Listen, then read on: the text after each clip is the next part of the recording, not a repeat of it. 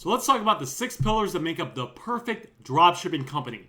This is very important. A lot of people, they just want to start listing items in their store they want to start dropshipping items and they want to start listing items, but they never take a moment or at least a few minutes to make sure that they're listing items from the right dropshipping company. And what I teach in my paid program and what I'll share with you here is that a lot of mistakes that come from dropshipping are made, they don't, like mistakes that happen in dropshipping generally come from bad decisions that were made hours, days, or even weeks before. And one of those bad decisions is choosing the wrong dropshipping company. Because if you choose the wrong dropshipping company and then you start selling their items and listing their items, you can run into all sorts of issues. You can actually lose money. You could possibly get your account suspended. And you can have a bunch of headaches that could all be avoided if you choose the right dropshipping company. So what I'd like to do in this video is I'm going to share with you the 6 pillars that make up the perfect dropshipping company. I would recommend, before you choose a dropshipping company, make sure that the dropshipping company you use meets each of these 6 pillars. That way you can avoid a lot of headaches, mistakes, and issues down the road. Let's get into it. So pillar number 1 is we want the dropshipping company to carry a variety of items. When we're dropshipping on Facebook Marketplace, on Amazon, or wherever, we're not like building a niche Shopify store. So we don't have to list like one type of item. We're not going to sell just like chairs, or we're not going to sell just like clothing. Dropshipping is about listing good items that sell, and there's items that sell from a variety of categories or niches, so we want to make sure that the dropshipping company we use carries a variety of items or categories.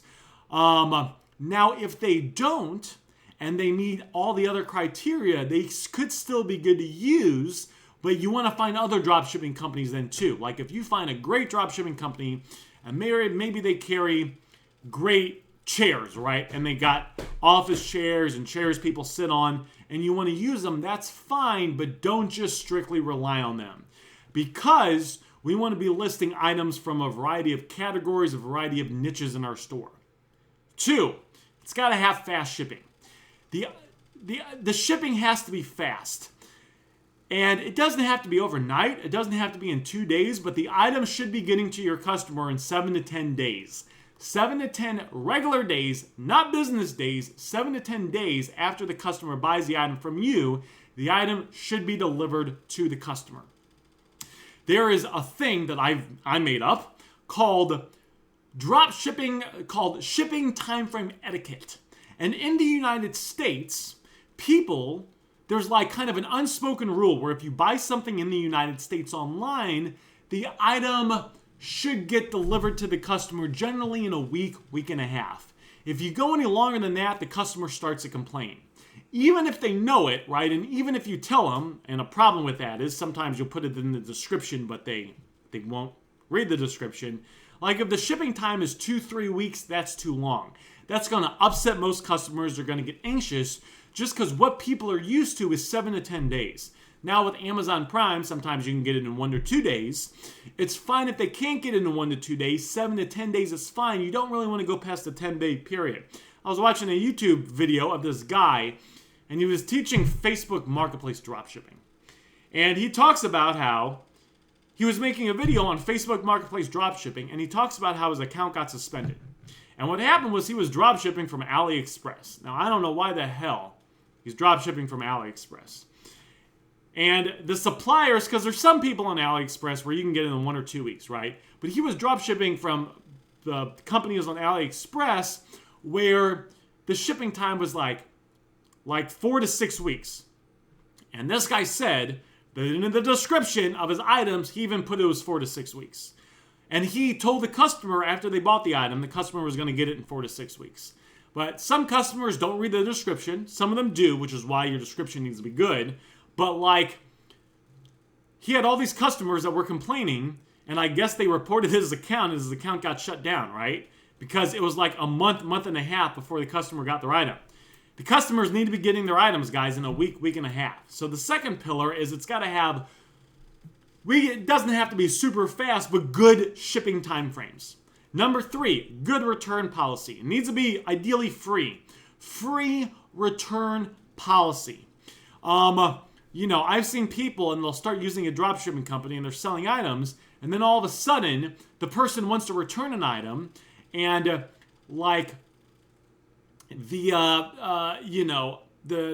dropshipping company's like, okay, you can return the item, but you're gonna have to pay for return shipping. So, let's say you sell kind of a bigger item, maybe like this chair, right? You sell this office chair. Well, I don't know. I'm not sure how much it costs to ship back, but maybe it's 20, 30, 40 bucks, right?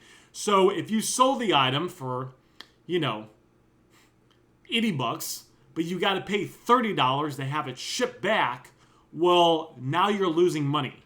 So ideally, like the dropshipping companies I work with, primarily, there's a couple rare exceptions that are starting to just happen, but pretty much for the most part, the return policy is free.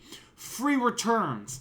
That way, if the customer wants to return the item, the dropshipping company will pay. My dropshipping companies pay for the item. It's like 99% of the time. Occasionally, there's like one weird thing, but it's pretty much almost 100% of the time. The dropshipping company pays for the item to get shipped back to them, which means I don't pay for it. So the customer ships the item back to the dropshipping company.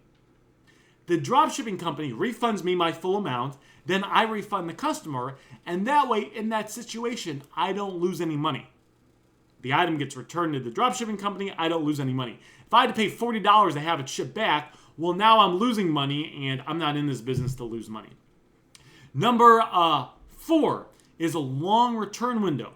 You want to have some return windows on your items, at least 30 days. So again, what happens if you, and I believe, some companies, you need to guarantee that you'll have at least 30 days. When I was looking into Facebook Shops, the newest thing, and you could pick the return window, it was like the minimum that you could pick was 30 days. So what happens if you sell your item to the customer, they got it, 2.5 weeks later, they contact you and they say they want to return the item. They want to return the item, they're ready to return it, and you said that they have 30 days to return it, so you have to honor it. Well, you go to the dropshipping company and you say, hey, I bought this item from you 2.5 weeks ago, I want to return it. What happens when the dropshipping company says, oh, we only have a 7-day return window.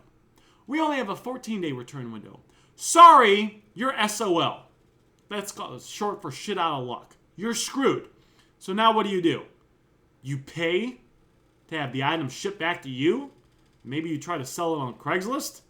I mean, what do? You're going to lose a lot of money, if not all the money on that item. So you need to make sure that the dropshipping company you're using or the items that you're listing from the dropshipping company have a long return window, ideally 30 days or more. Number 5, we don't want to have a restocking fee. See, there's all these fees that can be hit if you do returns. So you don't want to have it where some companies will make you pay to have the item shipped back to them. So you have to pay for that. And then on top of that, they'll charge you like a 20 or 30% restocking fee. So if the item's $100 and you sent it back to the company, they might charge you a 30% restocking fee. So they might say, okay, you sent the item back to us, we got it, you bought the item for $100, we charge a 30% restocking fee. Because of that, we're only going to give you $70 back. Well, again, now you're losing money. And if you had to pay for return shipping, if return shipping was 10, 20, 30 bucks, I mean, now you're like, you have holes in your bucket where money's falling out of. Number 6 is the dropshipping company, we want to make it where we want it to be where we can place many orders with them at once without issue. Allow you to place many orders with them. There's some companies that people say are dropshipping companies, but if you start placing 3, 4, 5, 6, 7, 8 orders a day with them, they'll start canceling the orders. Or they make it where you can only order one of a specific item every week or every 2 weeks from them, and then they'll start canceling the order. So you want to make sure that you can place many orders with the dropshipping company. And you also want to make sure that you can place multiple orders of the same item, and you don't have to worry about their system consistently flagging your orders because you're starting to grow your store, right? It would suck if you find a dropshipping company, you start listing all these items from the dropshipping company in your store, you start selling all these items, but then 3 months down the road, you realize this dropshipping company, they don't actually like dropshippers, so they start canceling your orders because they don't want you to, order many of the same item over and over again. They basically don't like dropshippers. There's some companies that people say are dropshipping companies, but they actually don't like dropshippers, and they'll cancel your order if you start ordering a lot of items or a lot of the same item. Well, wouldn't that suck? Let's say you list 100 items, one of those items starts selling a lot and you start making a lot of money, but then you can't get the order to go through in your dropshipping company because they don't like dropshippers. So guys, hopefully that clears the air. Those are the 6 pillars that make up the perfect dropshipping company. I've even created a free guide/PDF for you on these 6 pillars. I'll put in the description below. It's 100% for free. I created it. I believe it's a Google Doc. I just don't have it pulled up on my screen. But anyway, you can get it, you can save it. So if you're going through a dropshipping company in the future, you can save this sheet or this list or this document, and you can use it as a quick kind of check mark, and you can make sure any dropshipping company you use in the future meets each of these 6 criteria or 6 pillars so you don't run into issues. The final thing I'll say is there's sometimes items on dropshipping websites that don't meet all those criterias, but then sometimes you can find items that do. So like on my the dropshipping company that I use, one of them that I use, some of the items, some of the items have long shipping time frames, but they meet all the other criteria. So if it has a long shipping time frame, I just won't list those specific items in my store.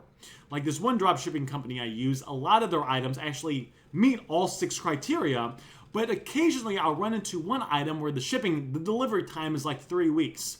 That doesn't make the entire dropshipping company bad.